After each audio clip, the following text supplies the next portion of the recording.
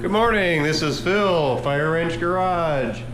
Today we're shooting from a new camera. I have been shooting with my Samsung phone, but I just upgraded to the Insta360 Ace program, Ace Pro. So we're going to try this out today and see how the quality is versus the old camera. So let's see how this goes.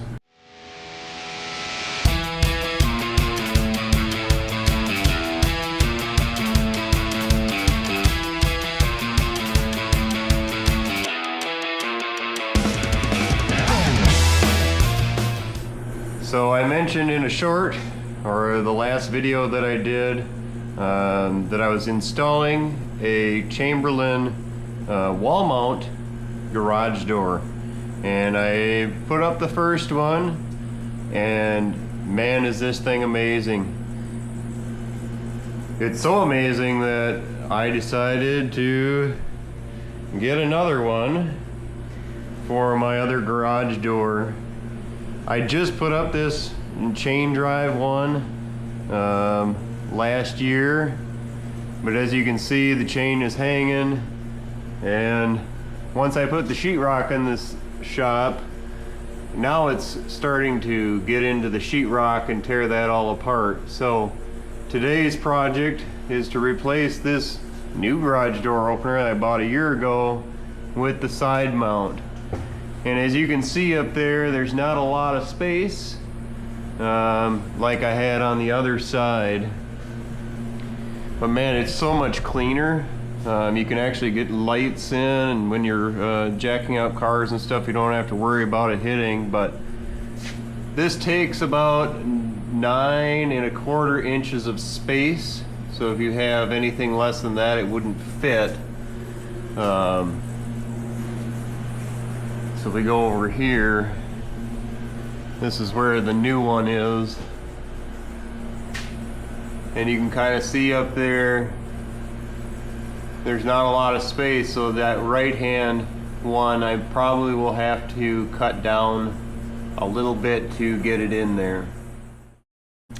Alright, so I've gone through and unboxed what you get in the box.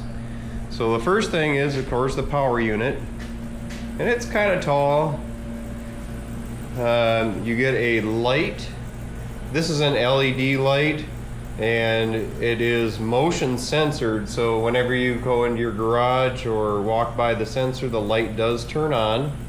That's kind of a neat feature. One thing I did notice between this one, and they're both the same model, which is kind of weird, but this light is only probably a 6x6 inch light. And the other one, and hopefully it doesn't get washed out on camera, but that's the one that came in my first one, and that one is 12x12. So a much bigger light in the first one that I bought.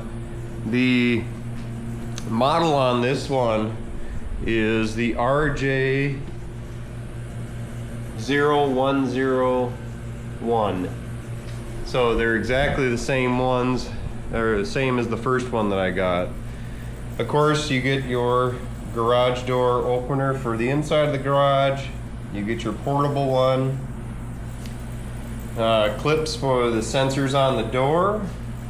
The collar that goes between the torsion bar. So this bar right up here, it gets attached on this part of the door. So actually, since we're doing this one, it's going to go attached to that, and then the unit's going to hang on the wall right here.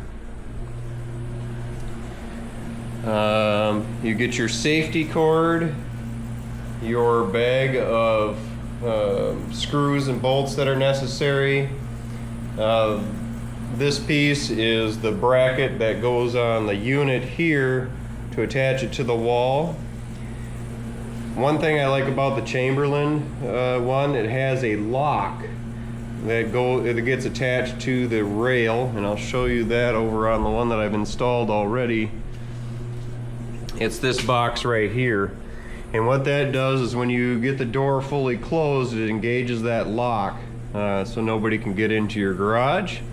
You can manually open it with this, So if you want to manually open the door, you can do that.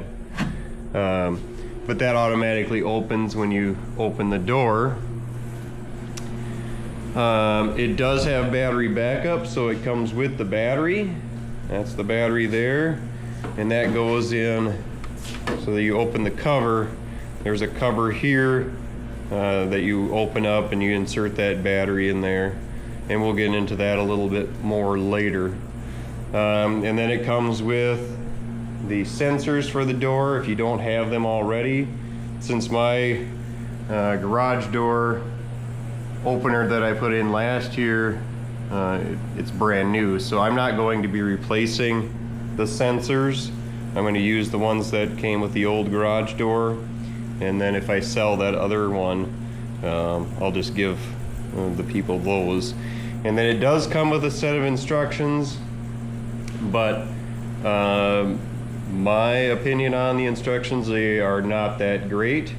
They do have an app that you can go to if you scan that with your phone, and it takes you to this build app, and it takes you step by step what you need to do to install this. So that's what everything that you get in the package. I am a little surprised about this light. I was kind of hoping that it would be the same as my other one, but it is what it is. I guess, you know, that is the smaller door, so you get the smaller light. This is a big door, and I guess that gets the bigger light. So we're gonna go ahead and start installing this, and I will pick up with you on the next interesting part of the installation. All right, I've got that cut off. So we'll go back up here for another test fit. I took about an inch off because I'm a little on the tight side here, but I think this is gonna work.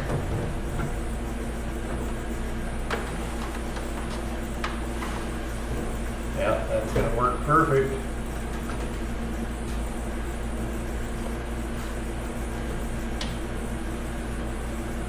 Yeah, that's gonna be perfect. And you need to have about 5 inches of space up here so that you can maneuver it in and fit it over. But that's kind of what it's gonna look like once it gets installed. So what I'm gonna do is take that bracket that we talked about earlier, and there's 2 holes on the side that you put screws into and mount that L bracket. Get that mounted on, and then it's adjustable to the wall, so you want to make sure that this unit is plumb front and back, and then also plumb left and right. You don't want it to be hanging one way or the other. You want this perfectly plumb. If you don't, it will wear on the mechanism on the inside, and it won't last as long. This does have a lifetime warranty on the motor, but that is the motor only. It is not for any of the other parts. So if you ruin the gears on the inside of this thing by not having it plumb, you're going to be SOL. So next step is I'm going to put on that bracket, get it securely mounted, and then once I get it where I want it, up there on that collar, you can see there's the 4 bolts with the square heads. Now, in between the collar, this part, let's see if I can get the camera up in there. Sorry about banging you around. You need to have a 1/4 of an inch between this part and the collar. So I'll need to adjust that, and then you can tighten up everything here, and then tighten it up over on this side to the unit itself. Do that. You can kind of snug them first, but it should be somewhat movable, if you understand what I'm saying, so that you can plumb up this unit and make sure that it's all level and plumb. And I'm going to go ahead and get that done, and then we'll come back. All right, now that we've got the power unit up, I'm going to go ahead and take down the old overhead opener. That's kind of the next step, because to do any of the programming, obviously you don't want the old door thing opener in the way of movement.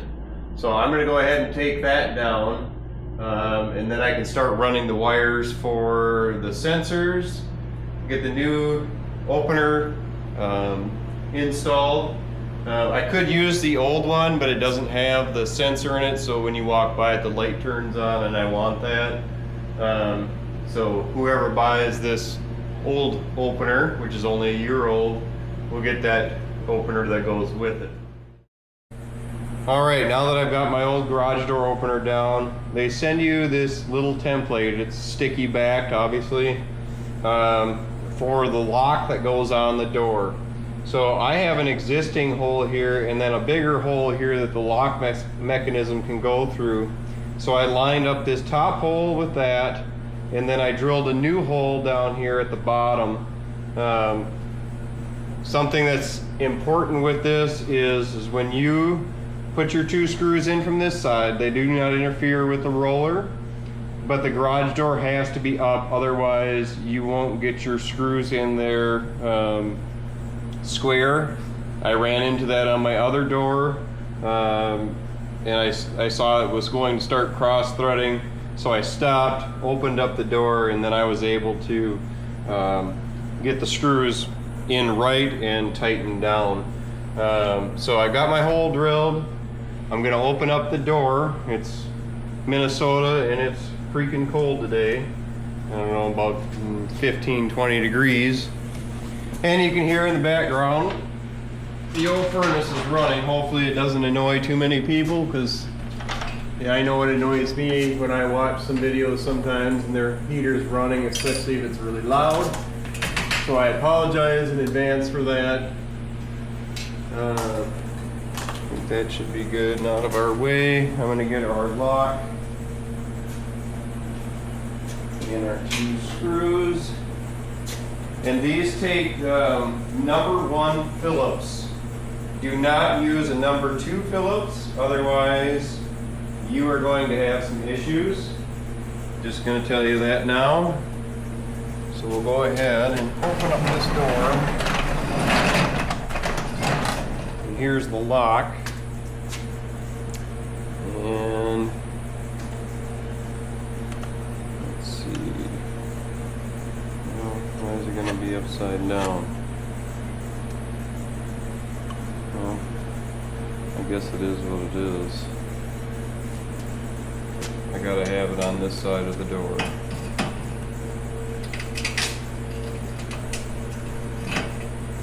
So always get your screws started in first.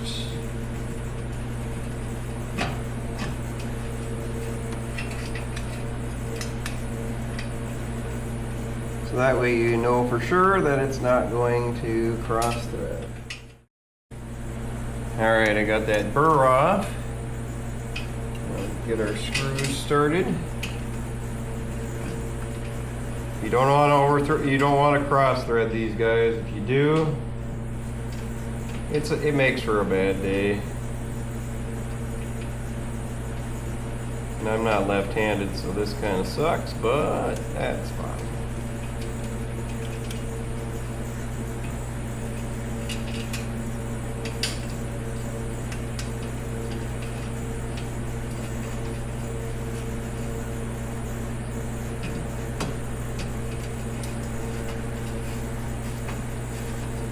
Alright, I'm going to get a number 1 screwdriver and get that tightened down. Alright, so now I've got the lock installed. It's all tightened down. I wanted to get that done quick because, like I said, it is cold outside and the heater's just not going to stop running today. The next part is getting our sensors in and wired, getting our door opener up and wired into the box up here. So the lid opens up and it does lock in place, which is nice. All of the wires up here, or where you connect them, are color coded.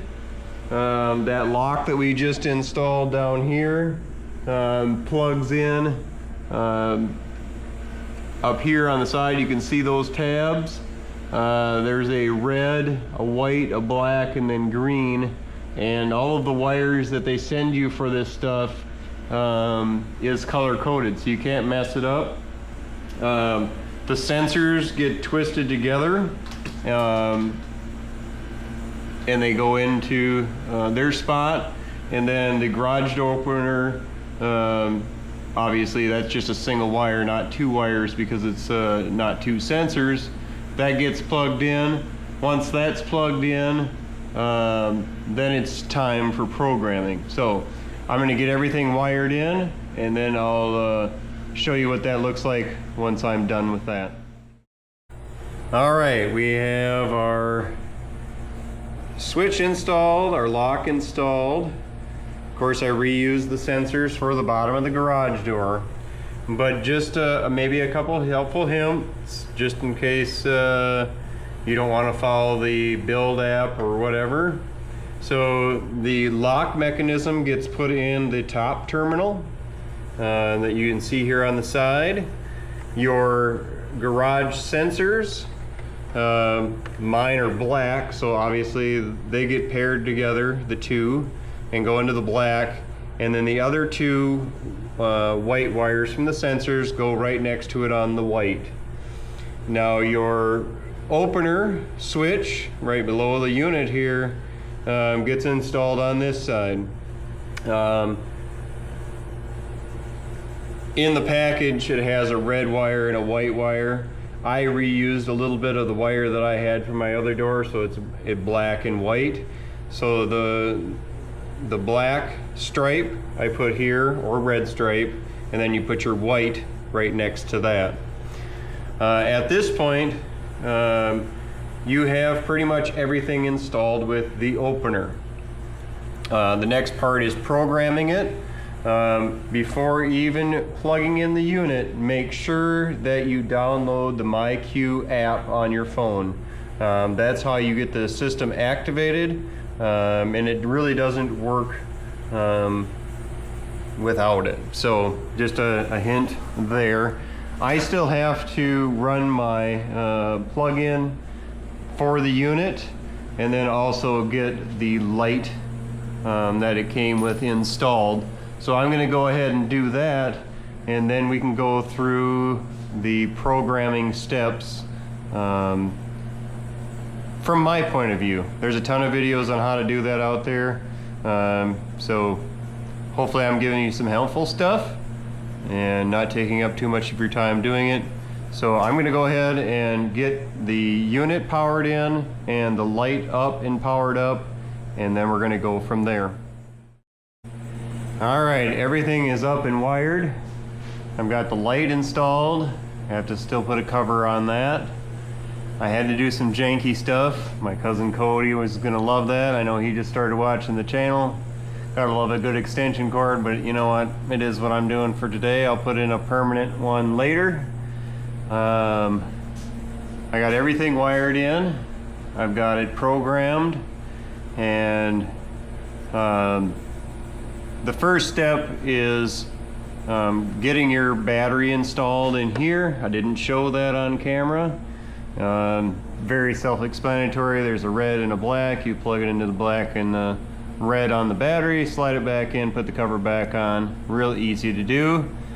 The second step is to press and hold this button, the one right here in the middle, the black, and that will get you into the program settings for what kind of door that you have. Most garage doors are just going to be one press of the up arrow, and then you hit that black button again, and that sets your door. And then the up arrow and down arrow will start flashing, and you push and hold that until your door is all the way open to where you want it to stop. When you get it to where you want it to stop, you release the button. The down arrow then lights up, and you push it and hold it until the door is completely closed to where you want it, and then you hit that black button again, and your door is programmed. The next thing that you'll want to do is connect to the app, and then Once you're connected to the app, press and hold the learn button, or press the learn button, and your phone will recognize it. As long as you're on Wi-Fi and your Bluetooth is on, it'll recognize it, and it'll walk you through the steps for getting your garage door installed, and then you can control your garage door from your phone if you want to do that. Otherwise, they do have the garage door opener if you so choose to do that, or program it into your car. So that is the install for the Chamberlin wall mount model number RJ0, or actually it's RJO 101. If you like this video, please leave me a comment and a like, and I look forward to going on to the next project with you. Have a great day.